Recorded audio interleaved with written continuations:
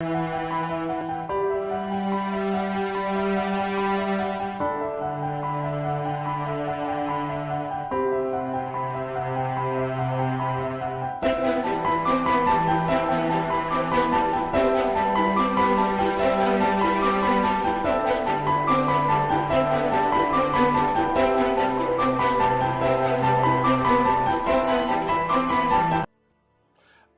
my goodness. Hello, everybody. Hey, Bri, how are Hello. you?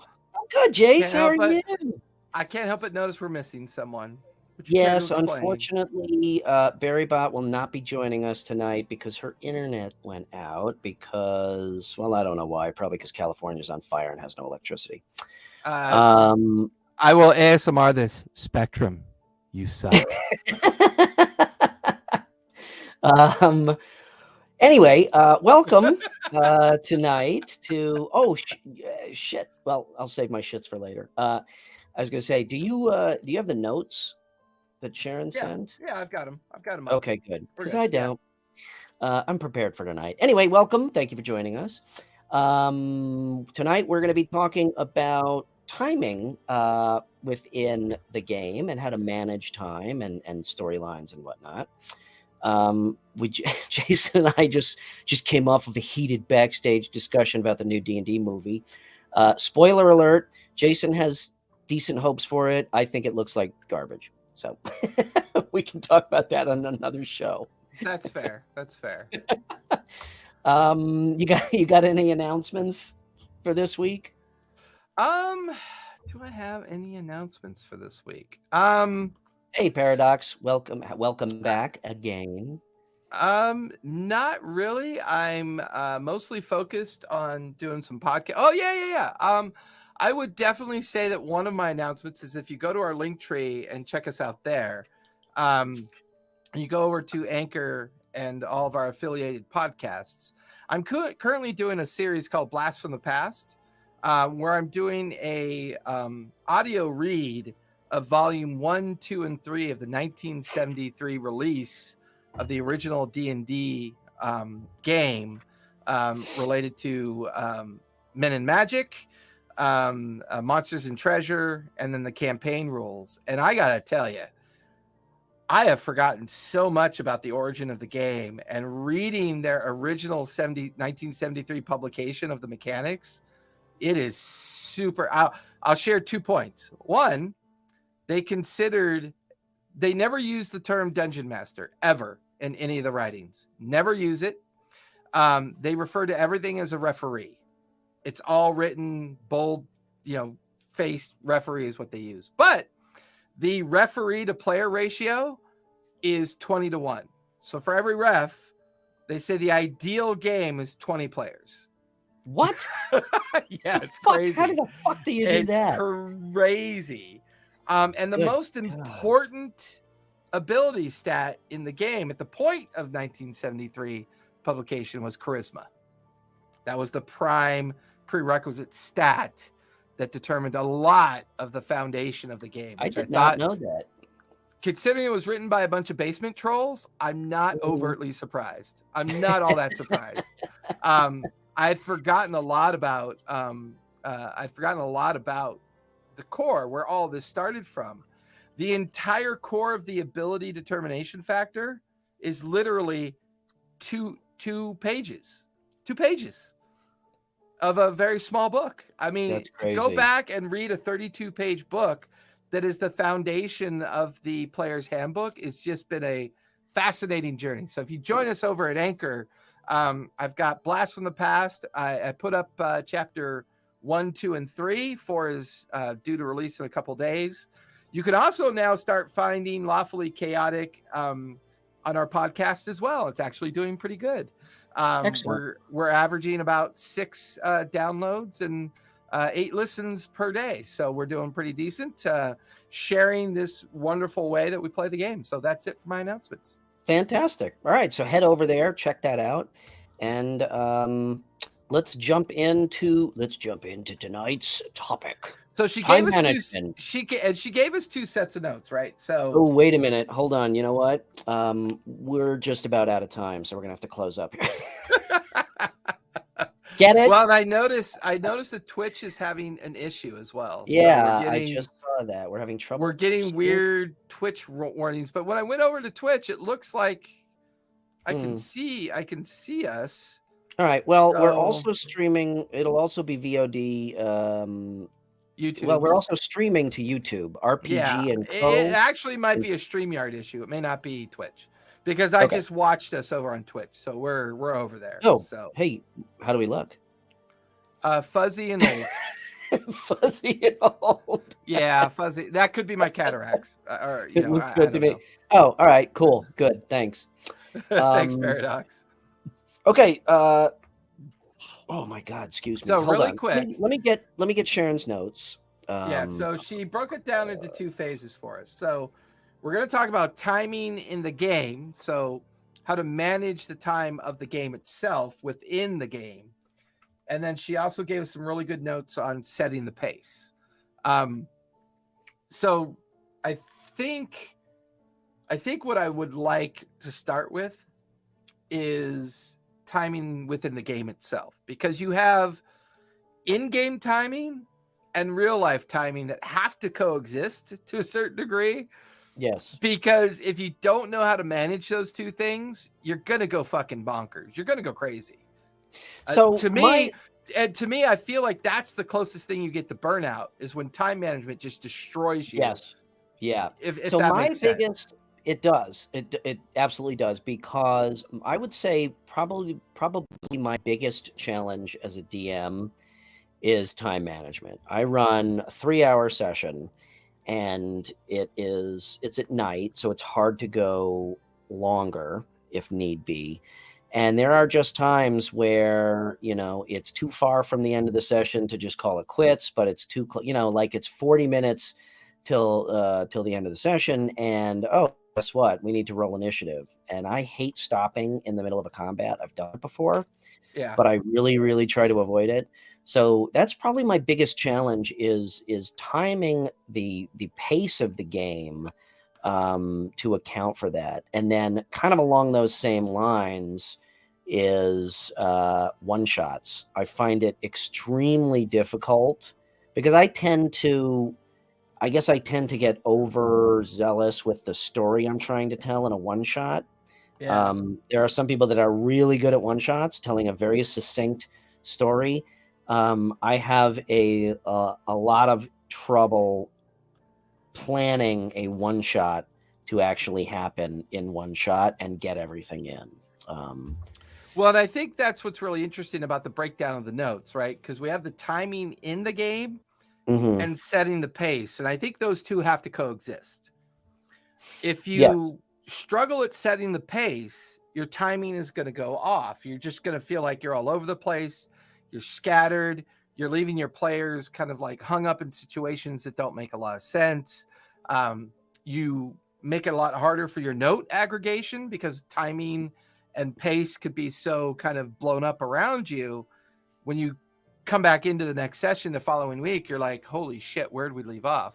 And you're beginning to have that concern about, what can I do? And I think another challenge we have is, how do we not try to control timing and pace of any game without kind of force introducing railroading, right? Because then you've got to worry about, okay, if I try to manipulate this somehow, am I railroading my players to satisfy my concerns over timing and pace? Exactly. And I don't do it at the expense of the story or railroading.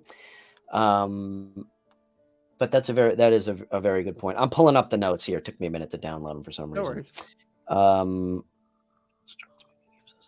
By the way, happy Thursday, everybody. Cheers. Happy Thursday. Yar, I be pulling out me favorite chalice of the juice. Setting the pace. It's good for ya.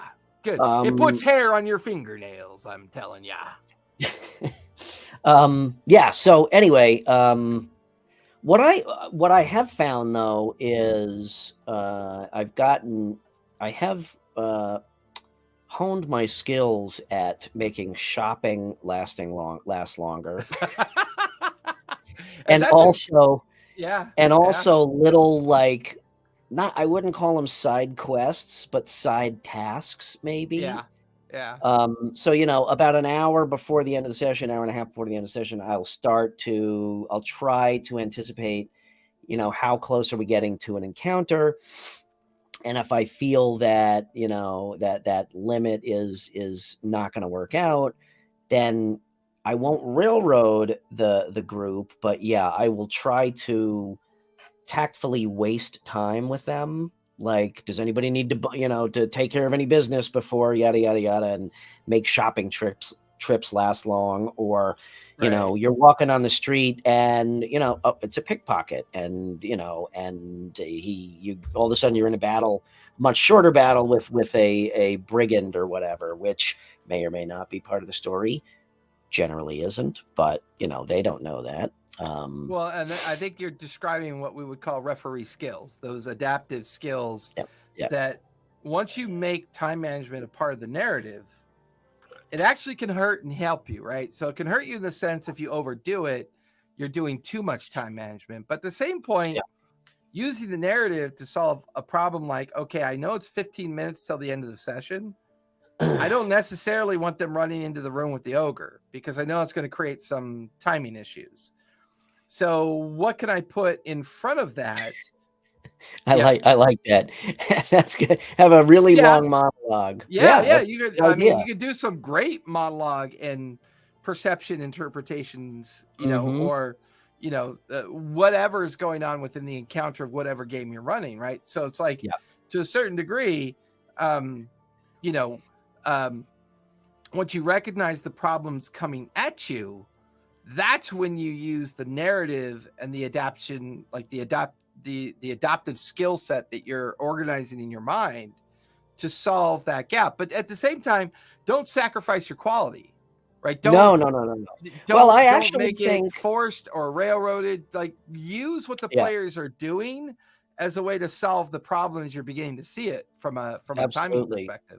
And Sharon made some good points in her notes here, is making it part of the narrative. And I think it actually helps the immersiveness. She's got, describe the sun's position in the world or what the weather is, constitution checks for being hungry around noontime. Yep. Describe to your Oh, players, come on, read it verbatim. Roll a describe to your constitution players check that the for a sun, hungry a tummy. hungry tummy, yeah, at around noontime. Thank you, Sharon. I Describe love to her your writing. players that the sun is about to set, signaling the close of another day. Yeah, It's verbal cues. So those are all really valid points, and that only absolutely. serves to increase the amount of immersion that they have in the game. Well, and I was hoping that Sharon would be here because I wanted to get her perspective of player-based time Yeah, management, right? Like, yeah. I very rarely ever get to play, so I don't really have a concept of it. I know And you've I'm been not, in and my I'm actually not one to comment on that, because when most of the time when I do play, we get together once every month and a half, and yeah. we go for 8 hours. So by 8 hours, it's like, okay, we're done. Well, and I'm Three a hour bit jaded because session. I play 11 times a week. Yeah. So yeah. So I was actually really hoping Sharon would be able to come tonight also, I because know, I don't think because you and I, from a player standpoint, have a dick to say about this topic. I mean, from a player's perspective. So, I mean, From we'll a do our player's best. perspective, Yeah. yeah. From a DM's perspective, definitely. But Well, and I um, liked her point on physical markers was really mhm, cool too, where she talked about the PCs being underground using exhaustion. yeah, I don't think exhaustion's used enough. I use it a lot, but when I watch a lot of people play, and when I mhm. like, I'll drop in for an hour and listen to the different groups that are playing from time to time. I really don't think exhaustion's used very well. I I, w- think it could be used for a much more progressive way of yeah, time management. I actually agree. That's a very good point. I've never thought of that. I guess I've kind of always known that in the back of my head, but I've never actually thought about it. But I agree, because exhaustion is somewhat forgiving in the first one or two levels, especially the first level.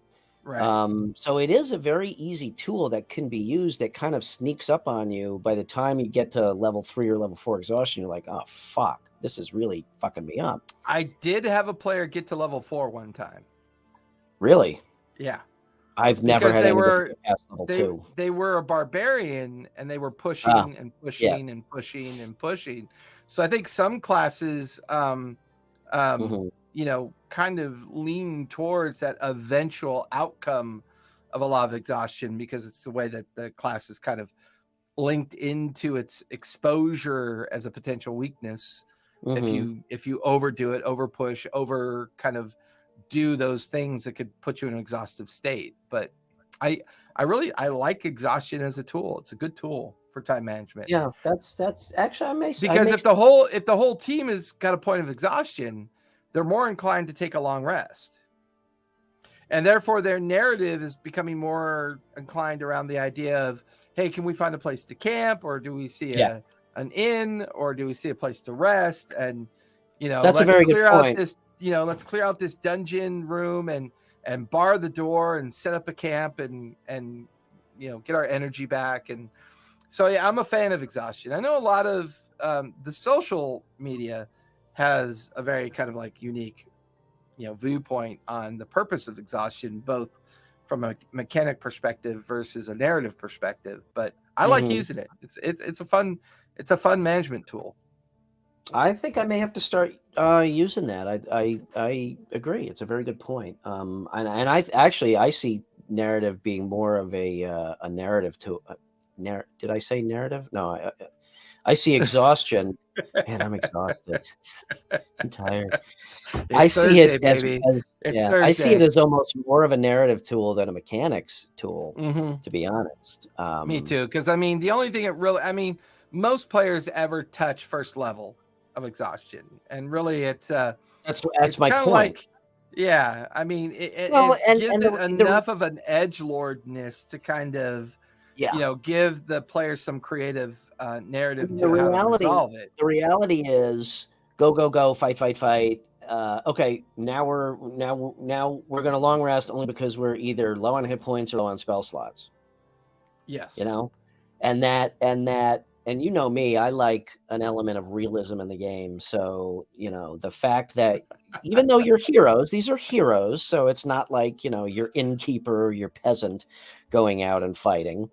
But it catches up to you. I like the idea that the exhaustion builds up. I may have to homebrew some rules on how to apply exhaustion, not change the rule, but how to utilize it. Well, but also I think exhaustion gives players an opportunity to be super narrative about what they're trying to accomplish.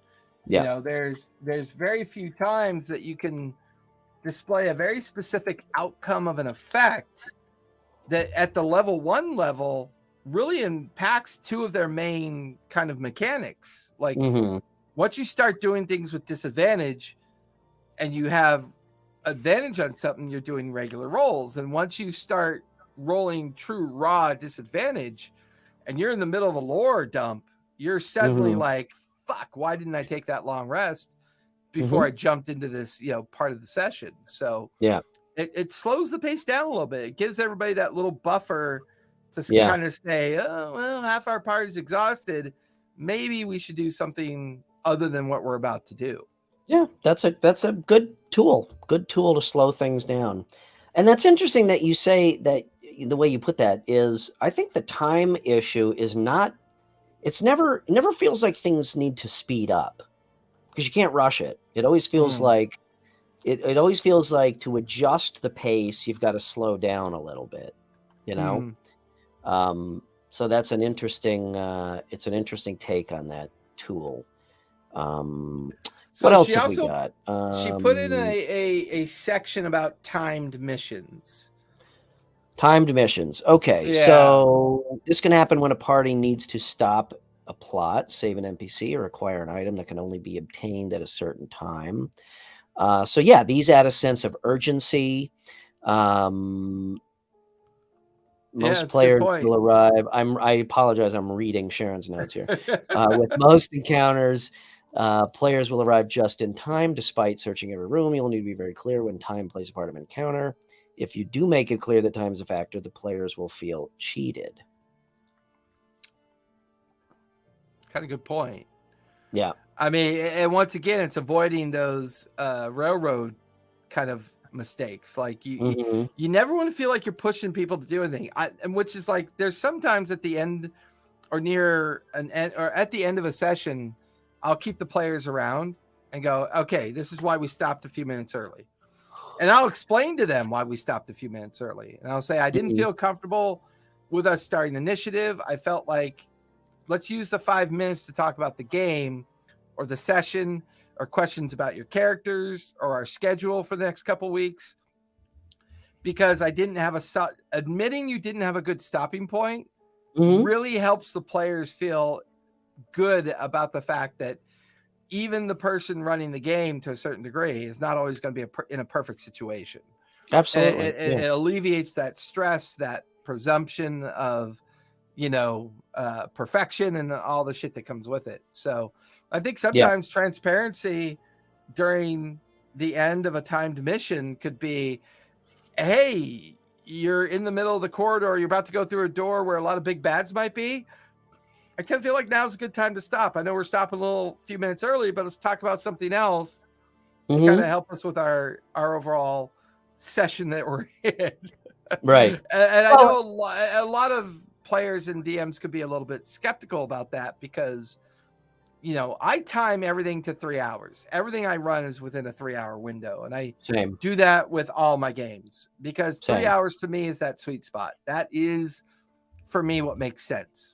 Yeah. Other than the game with my OG buddies, right. those, like, where you might run a 5, 6, 7 hour right, game. But weekly games, you're right. Everything is 3 hours, and I don't disagree. I'm transparent with my players. I would rather end on a cliffhanger than halfway through a combat or whatnot. And interestingly enough, what I find is that, to your point, if you finish playing 20, 15, 10 minutes early and spend 20, 15 or 10 minutes just talking about the game or next week's game or just shooting the shit about D&D, players usually don't care.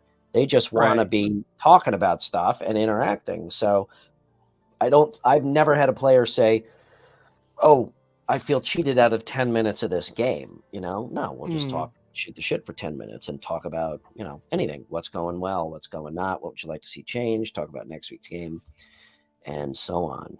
Very true. Another good finish to a session that Barry brings up, the dice, and how the dice could set the tone for the next session, which is often the cliffhanger aspect that we just spoke to, right? It's like, when we come back and meet each other next week, we're going to roll for initiative. Yes. Lead into the conclusion of the session with the idea that there's this sense of urgency to meet next week. So people are less likely to kind of blow off the next session. Yeah. It just kind of helped the conversation be a little bit more kind of forward about that. What I feel is the most effective tool for ending any session is just kill the entire party. That's very old school of you, Brian. And we're out of time. A mountain falls on you when you're all dead. No, I like the cliff collapses. Yeah. No, I always love the random chaos that dice can introduce. That's always a fun way to incorporate that in. Oh, so this, I got to share this with you.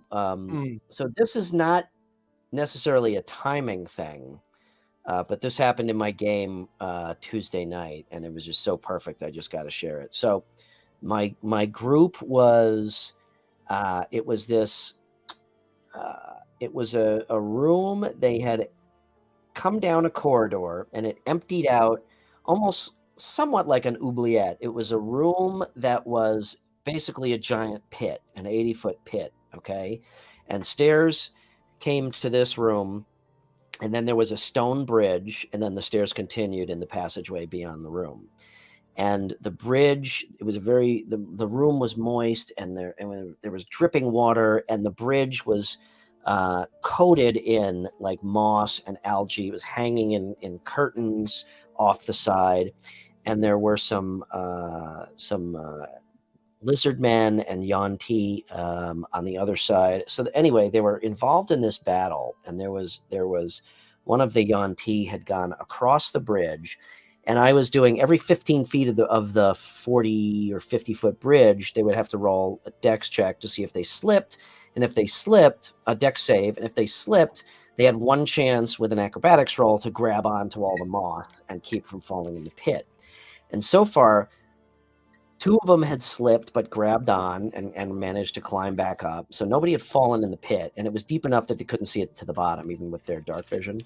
So one of my players was on the far side of the room that they came in from. Everybody else had already moved across the bridge, just like right at the edge of the opening into the room before he actually stepped on the bridge. So he hadn't been on the moss yet. And this Yon T snake guy had come up, and my player had said, okay, I want to do basically I just want to kind of charge / grapple him and just try to throw him into the pit. So I said, okay, contested strength check. He rolled a 1 and I rolled a 20. So I said, that's a pretty obvious outcome. So I said, okay, given this, there's no saves or nothing. He reversed it, picks you up, and throws you down the pit. But it was one of those just beautiful times where the dice just made the moment. I'm like, oh my God. It's one thing when one of you gets a crit fail or a critical success, but in a contested roll, a 1 versus a 20, it was just beautiful. It was awesome. Well, and I think that brings up a nothing really to do good with timing, but no, actually it does, because what we've mostly been focused on is the idea of the game session timing, the pace, using some of the tools to kind of manage the game as an overall kind of like perspective of when are we meeting, when should sessions end, how many hours should we run. To a certain degree, what you just transitioned to is perfect, which is managing the time of the game itself, like within the narrative mechanics of the game, like turns, rounds, making sure that all the players have equal time to respond and interact with the particular situation that's arising. That to me, that's the other half of the game. You've got 5 players, you're sitting at the table for 3 hours, and the narrative kicks off. And as the narrative kicks off, you're like, okay, great. What am I doing to make sure that they know it's mid-morning? Therefore, it's helping them understand what they may be available to do. It's kind of like when you describe to the players, it's late at night. And the first thing one of the players says, oh, cool, I want to go find an alchemy shop. It's late at night. They're all closed. Nobody's open. Yeah. Right. And it's okay to manage the time that way by saying, look, morning, early morning, mid-morning, afternoon, mid-afternoon, late afternoon, evening, early evening, mid-evening, late evening. I don't really use times because I don't want to lock us into like these kind of, kind of modern aspects of time. Because lots of different games use time interpretation differently, depending on the mechanics construct of their game. But I think when you use those kind of vernaculars within the narrative of the session, you begin to realize, okay, as a referee, I'm stating that it's mid-morning. So that at least makes it able for the players to go, okay, I know it's mid-morning. So in mid-morning conditions, what can I really do? What I know it's daylight out. Most shops should be open. The crowds are going to be busy. A lot of daytime activity are going on. So by just merely stating that it's mid-morning, that simple sentence provides the players with 20 different possibilities. Yeah. Right. And then that creativity that they feed back towards you will help hopefully guide the narrative based on what they're doing. So with that, I will use an example of my Wednesday afternoon group, which is from 3 to 6, Adventures in Waterdeep. They literally time and time again on most occasions have split the party 4 ways. Wow. Where 3 of them are going off to do one thing, and then 2 of them are going off to do another thing. Okay. And that introduces the challenge for the ref, where the GM, DM, or referee or storyteller is like, okay, I now have 4 separate narratives going on. That's basically the rest of the session right there. So you're like, and that's when you have to use skills like, you spend 5 minutes with one player and summarize, organize, and detail. And you say, okay, cool. That's what you're doing right now. It's going to take a little bit of time for you to accomplish that. Then you switch over to the other player and say, okay, what we talked about before, you're doing this and this and this. Go ahead and do this, this, and this. And after spending 5 minutes with that player, you're like, okay, cool. That's going to take about an hour for you to ritually cast. So we'll come back to you in a minute. And then you move on and you go down the line, right? You just go down the line and kind of organize the time based on what the players are doing, so that you don't get lost in the fact where each time you're asking the player, what were you doing again?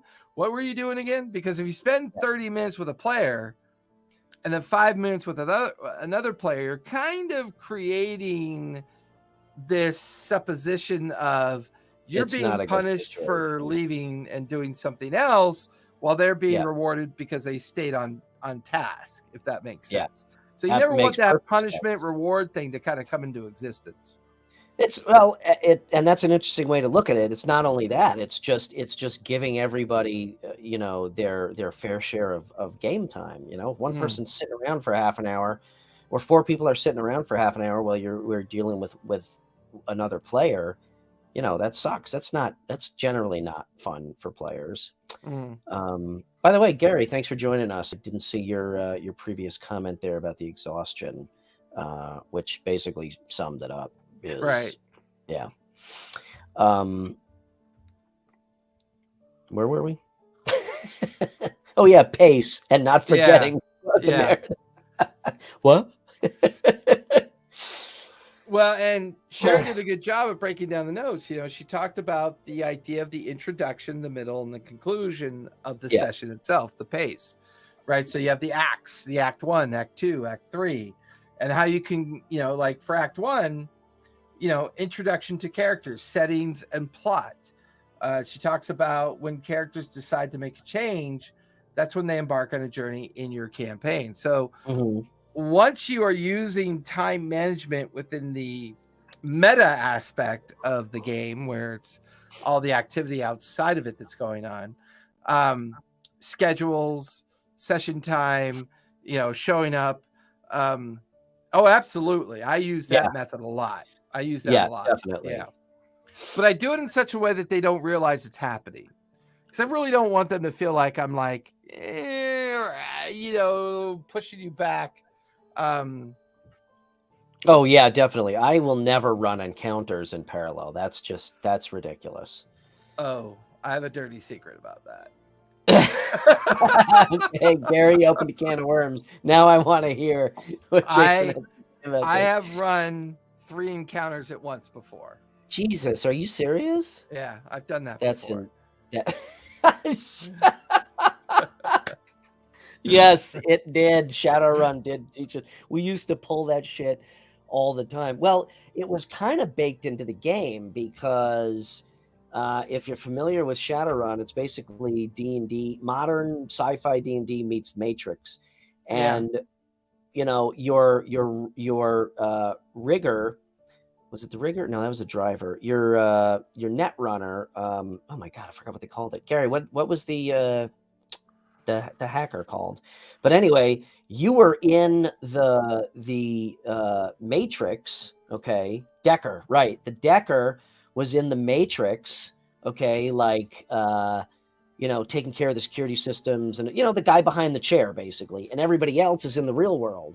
So that was a major kind of flaw in the mechanics, whereby it forced you to split the group, and it did not always work out very well in that regard. Absolutely.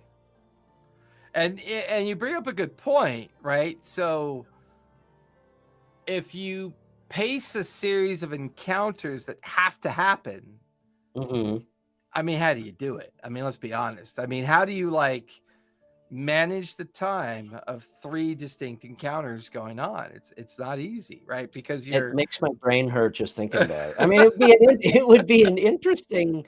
Well, you've done it, so it's not really an experiment for you, but it would be interesting to. How do you fucking do that with just the physical maps and shit? How do you do that? yeah, I mean, my most recent I think it was my Monday game, Worlds Apart.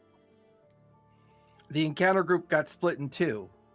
Okay. So one group was fighting up inside the house while the other group was fighting out in the streets.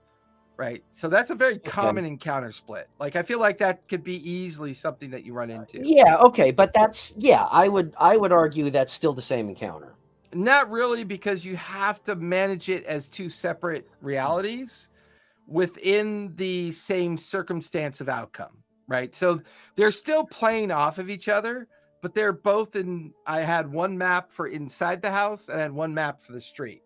So once you physically bifurcate the reality of it, it becomes Mm-hmm. separate encounters. Now, Okay. to my point about running 3 encounters, it Don't was do it. actually a group of 21 or 20 players split into 3 groups of, I think it was 6, 6, and 8. And they literally were in different ends of the campaign. And it was 3 separate encounters that I was having to balance. But at the same time, the pace of I have running no those response to encounters, the pace of running those encounters wasn't really all that difficult, in the sense that the mechanical framework of the behavior of each encounter was exactly the same. Mm-hmm. Therefore, the only thing that you had to adjust for is the amount of time each player was taking Well, to sure. resolve their particular situation. Yeah, you're So as right. long I as mean, you whether everybody's in the same encounter or Yeah. different encounters, it's still turn. I get that. Right. So to a certain degree, you could use a lot of the base foundation of the management of time Mhm. to solve the most common equation.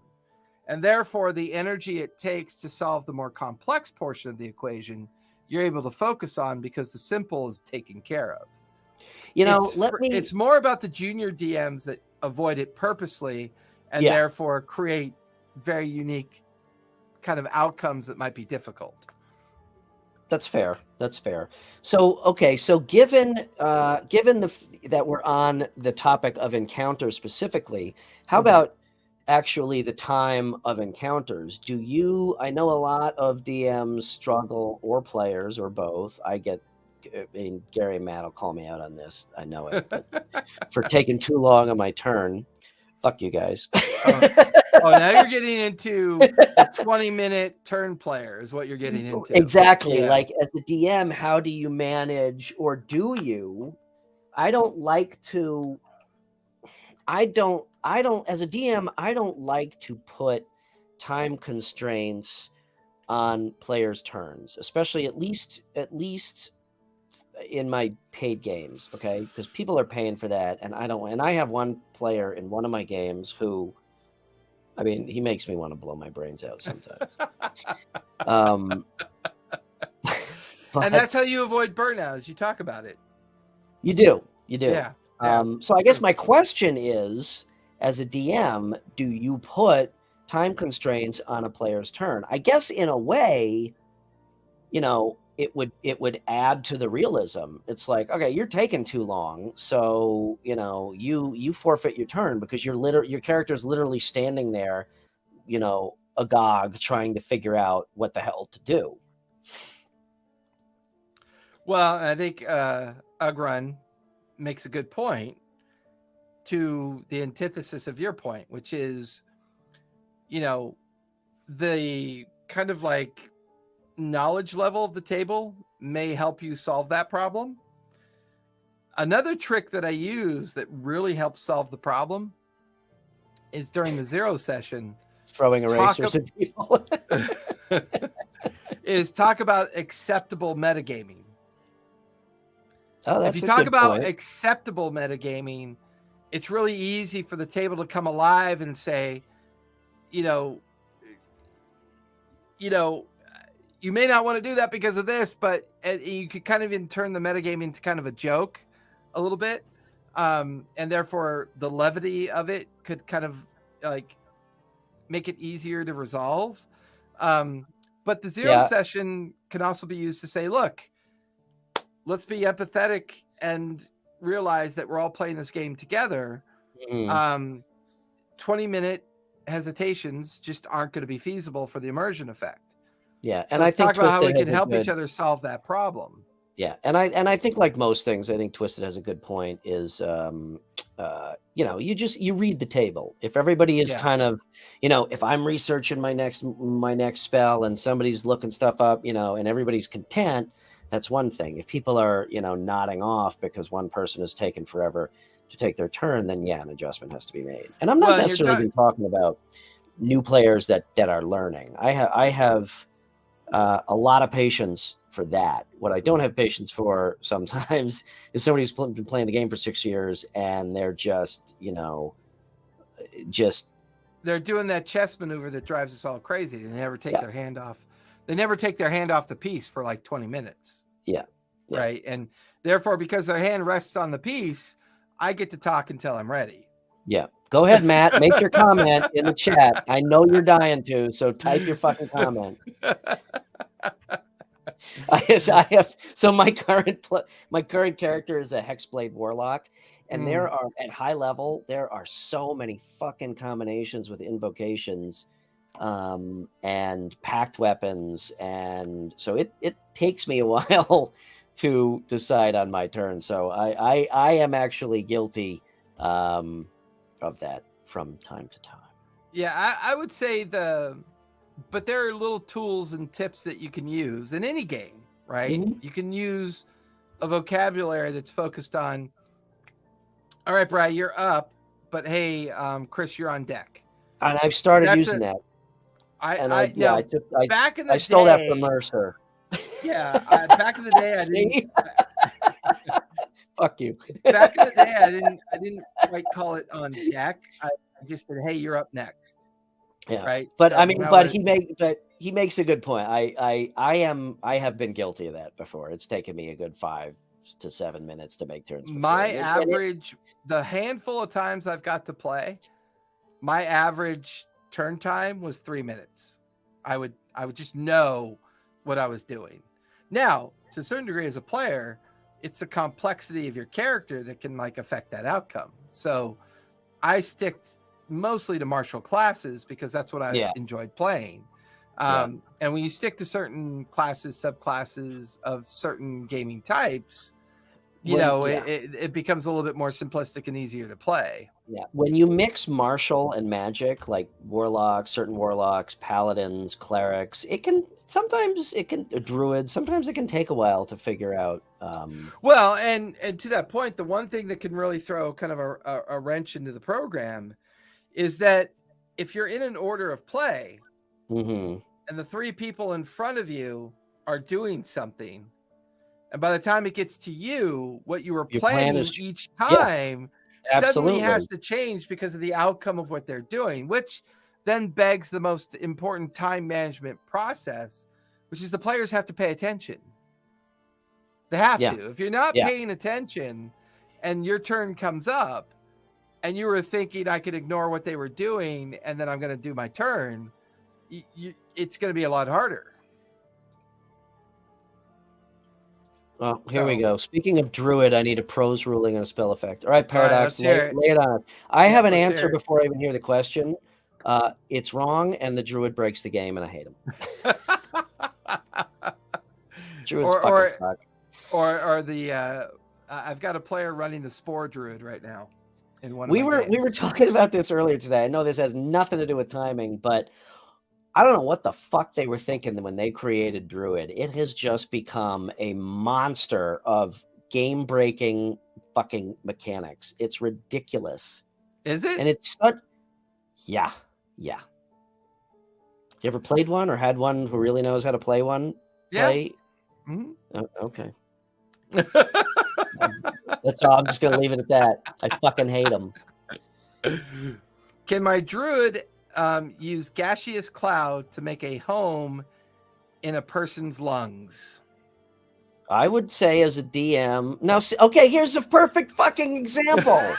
I would say as a DM. There's Barry. There's Barry. As a DM, I would say, oh yeah, and Sharon, druids for the win. Sharon, I'm not gonna say it.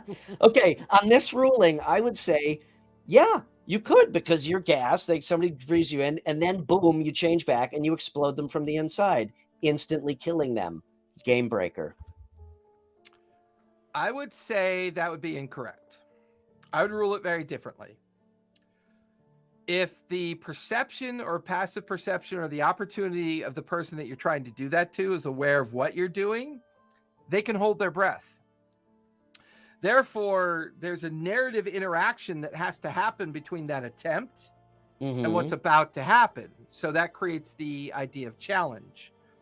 So if the attempt is being made in secret, there's a stealth check to the invocation of the spell.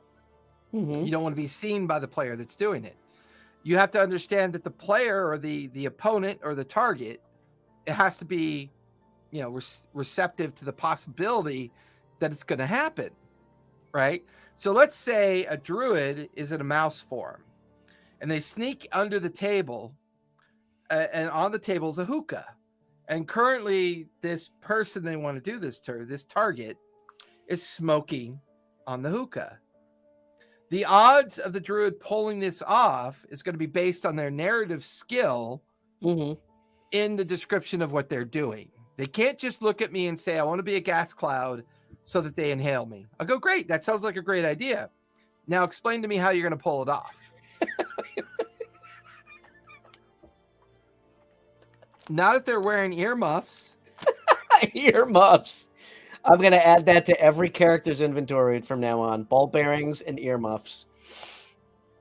Okay, but assume things that you can introduce to make it harder and more challenging. But I'd be more than happy if they make it in there, then it's instant death. I don't like. However, I would also have the druid make a Constitution save. Yeah. Or no, I'd actually have the druid make an intelligence save after they do it. Because the amount of psychic damage they take after doing that should be relevant to the concern of what they're accomplishing, trying to do. Okay. You know what I mean? So you can interdispose little kind of layers of challenge that make it a little bit more difficult, a little bit more kind of like it. The reality is when you turn back into your human form within the lungs of a target, you're ripping through another physical body. Yeah. And if you're doing that to an ogre, I'm going to fuck with you. I'm going to fuck with you. I'm going to say you shred their lungs, but now you're trapped in their corpse. Okay. See, I like that. Right? You can take the balance of the size differentiation. Sure. Absolutely. Absolutely. I'm not saying there aren't creative ways to do it. I love everything that you said. However, I did just look in Brian's Cyclopedia of D&D lore, and everything you said is factually wrong. So. And this whole conversation reminds me of the opening episode of season of The Boys. When the termite. God. Oh, God, termite. Please stop. Stop. Just fucking don't go there. I almost stopped watching after that, but I finished only because I was invested in it. But yeah, exactly. Right? It begs the question. It's a valid question, right? It's kind of like when we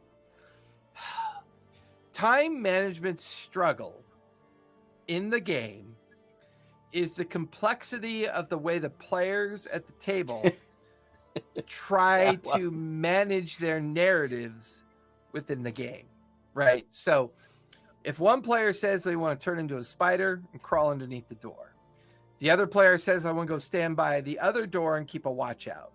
The other player says I want to go investigate those boxes. The other player says I'm going to go down the hall and take a look at that other door. And then the other player says I'm going to stand by this door that the other player has turned into a spider to crawl underneath the door. Now, that's a time management nightmare. It really is. Yeah. You have 5 unique things going on, but the outcome of those unique things going on are still dictated by the dice. To a point. No, completely dictated by the dice. Because What were all your 5 examples again? So you have one player that turns into a spider to check out the room by Yeah, crawling underneath the door. Okay. You have one player that is keeping a watch out by the door that they came through. Okay. You have another player investigating the next door they might want to go through. Okay. You have another player investigating the hallway, and then you have another player patiently waiting outside the double doors while this other player that turned into the spider is going underneath. So each one of those situations require a roll. Each one requires a roll. Now, see, And that I think dictates DM stuff, because to me that's a narrative problem. I would treat that narratively, and I would just run through it. I mean, I would still allow rolls, but I would not let the rolls dictate the timing. No, what I'm saying is the rolls can help with the timing. So let's say that the person watching the door gets a 12 on perception. Let's say the person investigating the other door gets a 21. Let's say the other person, so those rolls could really help you manage the timing more effectively, because you can tell the one person, all right, you're looking out the little eye hole of the door. You don't see anybody. As far as you can tell, looks safe. And you can tell the other person that's investigating the door down the hall, it's locked. And you notice a sigil or glyph that tells you that it has a magical ward on it. So you can use those individual outcomes to slow the pace down, or possibly expedite the pace, because one of those rolls could create such an urgency that the pace of everybody else's outcome is based on the pace of that urgency. Well, the reason that I say that's a narrative problem is because I think you're forgetting the number one rule of being a DM, which is you could do whatever the fuck you want to do as long as you're sly about it and the players have no clue that you're adjusting on the fly. So back in my day, when I was a DM, I put open flames to the feet of my players because they weren't doing what I wanted them to do. Sure. 1975. What the fuck are you calling? Okay, whatever.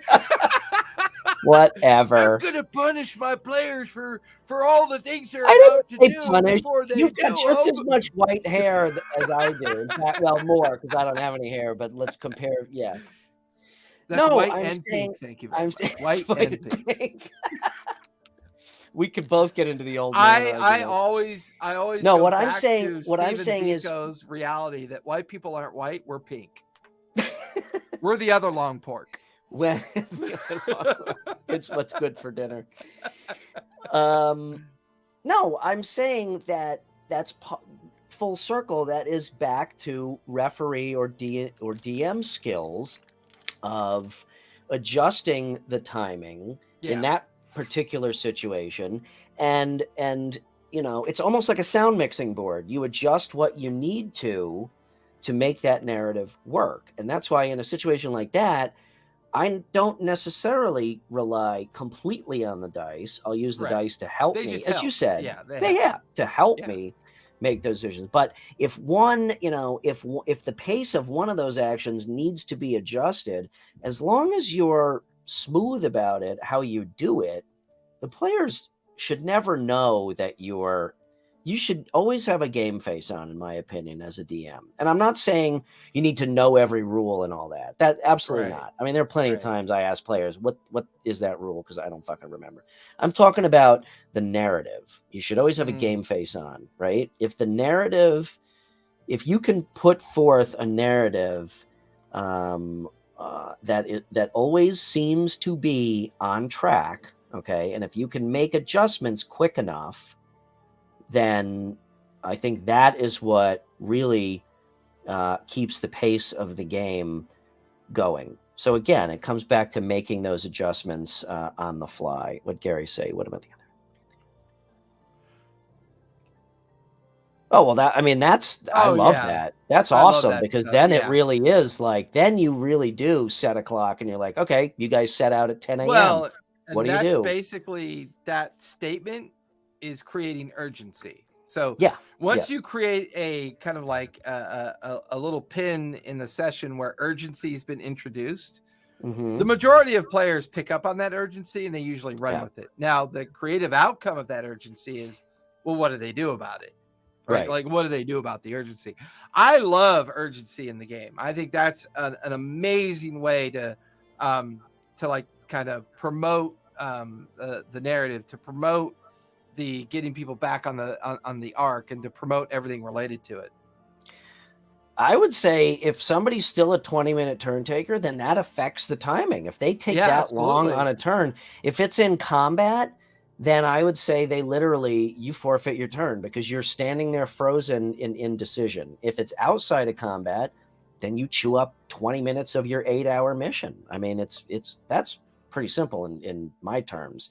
And to your point, Jason, that should impose a level of urgency on your players to not take 20 minutes for their turns. Well, And I and also agree with a previous comment that Matt made about, let me find it here. Hold on. I mean, sometimes rushing through, it makes imperfect decisions, which I agree. They can be fun as hell, well, I think sense of urgency is always a really good time management tool, in the sense that it could create an opportunity for the table to get a little bit closer to each other. Mm-hmm. You know, I got to be honest. Someone who takes a lot of time to resolve something has already issued a lot of red flags somewhere else. They've already kind of exhibited kind of tendencies and activities that should have already been kind of addressed and guided through up to this point. Now, when they become the 20-minute Are you talking about at the table or in yeah, other in aspects general, of their life? well, depending on your relationship with the person, absolutely red Oh, flags, I hope right? Callista's not watching this. So, I hope she is, because she is definitely a fucking time waster, an absolute fucking time waster. I've got another great friend of mine Wait, that I'm is listening for the scream at the other I know, side of your right? room. I have another individual in my life who's the most amazing person in the world, Yeah. but that motherfucker in math. Mm-hmm. So like I always hope he misses the target, because then I get So to he move doesn't on. have. As soon as he hits that fucking target, he's Uh-huh. fucking silent. He's just quiet and he's doing math. Okay. Yeah, watching people think is excruciating. You could hear their shoes come off as they're counting toes. And like 2 minutes later, he's like, I do 48 points of damage. Okay. And I'm like this. I mean, I'm the first one asleep waiting for this motherfucker to finish what he's doing. And Cesare knows who I'm talking about. EMP Studios. Hey, Ches. Thanks for coming and hanging out with us. What's up, Ches? He knows exactly what I'm talking about. And Ches is not immune to the problem, because Ches is an amazingly creative role-playing player. I know that when this. he gets super descriptive about what he wants to do, Mm-hmm. he describes 25 actions in his attempt, right? So a lot of DMs look at that and go, well, isn't that annoying? I love narrative players. I love narrative players. See, to me, that's not. I don't look at that as taking a long turn for because they are indecisive or whatnot. I think the narrative, is wonderful. I love that. Well, I think it then. So here's the biggest way to solve your time management problem when it comes to a combat encounter. And I use this all the time. I've been using it for years, for decades. And that is, I look at the players and I go, look, if you're having a hard time communicating to me what you want to do from the mechanics of your character, just spend a minute, describe to me what you want to do. Just tell it to me in a narrative perspective. Just go, hey, storyteller, this is what I want to do. How do I do it? It is okay to do that, because that minute-long kind of like explanation can turn into a 5-second result. Mm-hmm. Therefore, no one feels slowed down. The person still feels fulfilled, and the opportunity was given, and we move on to the next player. So I think it's okay to just look at the players and go, look, it's sometimes very hard to look at your character, look at the way it's built, what you're trying to form in your mind, and try to figure out what you want to say to me. I understand that completely. So when you find yourself in a situation that's feeling overwhelming, stop what you're doing, look at me and go, this is what I'd like to do. And almost all of your time management problems can be solved by that, because you're getting a very clear vision from the player. And it's going to be expressed in you in such a way that you can then begin to calculate what they have to do. And you can go, okay, that first part sounds like a bonus action. You're yelling at the other player. That sounds like a free action. You're swapping out weapons. And the way you're describing to me what you want to do feels like that's going to take an action for you to be able to do that. Yeah, that's a really nice tactic. I like that a lot. That's very. And I use it all the time because it really helps. The most important part of this conversation, time management. Continuity, baby. Continuity. Keep it moving. Keep it flowing. Again, just keep it moving so that you're not bogged down in the crazy rules of the world. All right, you're freaking me out. Move. No, I think that's a really great. Well, and the side effect of that is it just increases the immersive narrative for everybody at the table. Oh my God. Okay, Paradox, there's so many things wrong with you. Wait, hold on. So like, hey, I would like to drown this guy in the gas of Moldy Druid, then wear him as a skin suit. Now, in my world, I'd let you do that. However, as you walk down the street wearing a very popular druid skin as a suit, and his guild comes after your ass, you have fun with that. Yep. or you owe 6 ogres 1,000 gold each from a poker game, and they just happen to be on the other side of the road. I love that. I love that. That's awesome. Well, we're at the end of our hour, Bri. Yes, we should manage our time. Roll a D20. I demand we you roll a D20. We should manage our time. Rollies. Okay, I'm using the same fucking die because I forgot to do another one. Effer. What'd you get? A 5. I got a 5. I would not remember what dice I'm using here. Let's see if the Will Wheaton effect. Oh, 16. Yeah, you're closing us out, baby. Close us out. Okay, well, thank you all for joining us. Thank everybody in chat for joining us. Paradox, Ugrun, Twisted UO, EMP Studios, all of you guys. We appreciate you joining us. I guess we'll figure out what our topic is for next week offline. Yeah, because I want to get Sharon involved, because I got a lot of different ideas rolling in my head, and I want to bounce them off her. All right, we'll hook up maybe tomorrow. Otherwise, again, thank you all. Jason, where can we find you? You can find me over in the Twitter spaces and the Instagram spaces and all those spaces that us old people are scared of. I'm scared of the social media.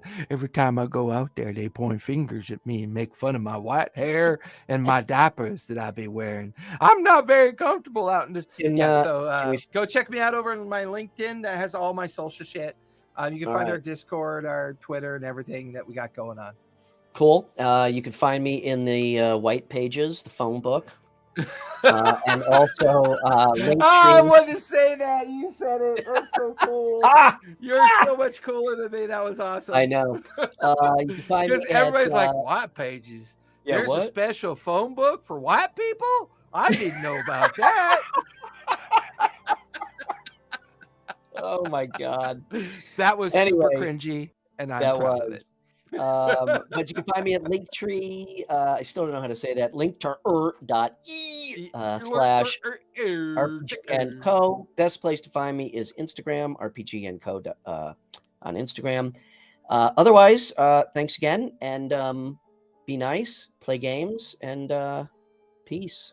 We'll see you next time. Bye, everybody.